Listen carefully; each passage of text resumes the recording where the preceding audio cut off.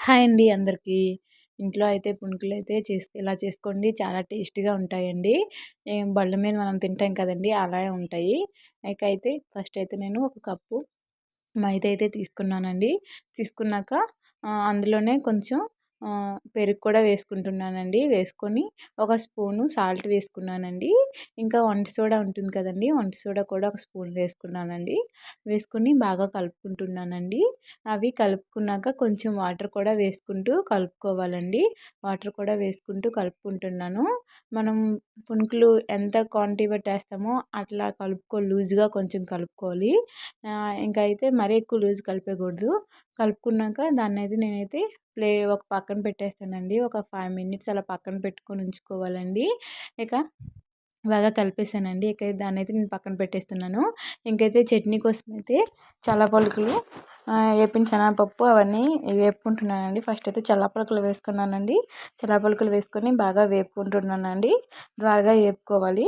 వేపుకున్నాక మా ఆయన గారు అయితే అందులోనే పుట్నాల పప్పు కూడా వేసేసారండి. అవి కూడా వేపేసాను. వేసాక అవి ఒక మిక్సీ జార్‌లో తీసుకున్నానండి. ఇకైతే పచ్చిమిర్చి కూడా కొంచెం ఆయిల్ వేసుకొని పచ్చిమిర్చి కూడా వేపుకుంటున్నానండి. కొంచెం ఆయిల్ వేసుకున్నానండి. ఇంకా ఒక 5 పచ్చిమిర్చి అయితే వేసుకుంటున్నానండి. వేసుకొని అవి కొంచెం ఏగాక దాన్ని కూడా మిక్సీ గిన్నెలో తీసుకొని బాగా మిక్సీ అయితే పట్టుకోవాలండి. అదిగోండి ఇకైతే పచ్చిమిర్చి అయితే వేసుకుంటున్నాను. అవి బాగా వేగిపోతున్నాయండి. వేగిపోయాక ఇంకా అవైతే మిక్సీ జార్‌లో తీసేస్తానండి. తీసేసి అవైతే మిక్సీ పట్టుకుంటాను. మిక్సీ పట్టుకున్నాక దానికైతే నేను పోపు పెట్టుకుంటానండి. పోపు పెట్టుకుంటే ఇక అందులో కొంచెం ఎండుమిర్చి, పోపులు, కరివేపాకు వేసుకొని ఇదైతే పోపైతే పెట్టుకుంటానండి. ఇక మధ్యలో మా ఆయన గారు వచ్చి ఏపిన శనగపప్పు ఉంటుంది కదా! అదెయ్యు అని చెప్పారు. అదెయ్యరు అని చెప్తున్నానండి మధ్యలో నేను. ఇకైతే పోపైతే రెడీ అయిపోయిందండి. పోపైతే వేసేసాము. వేసేసాక బాగా కలిపేసుకుంటున్నానండి. కలిపేసుకున్నాక మళ్ళీ వేరే కళాయి పెట్టుకున్నానండి. చూడండి పోపైతే బాగా అయిపోయింది. ఇకైతే దాన్నైతే పక్కన పెట్టేస్తున్నానండి. పక్కన పెట్టేసి వేరే హ్మ్, కళాయి పెట్టుకుని అందులో అయితే డీప్ ఫ్రైకి సరిపోయేంత ఆయిల్ అయితే వేసుకున్నానండి. ఆయిల్ వేసుకొని అదైతే కొంచెం వేడెక్కాక ఇంకైతే ఈ పిండి మూత పెట్టేసి ఉంచాం కదండీ! దాన్నైతే తీసి దాన్ని బాగా కలుపుకుంటున్నానండి.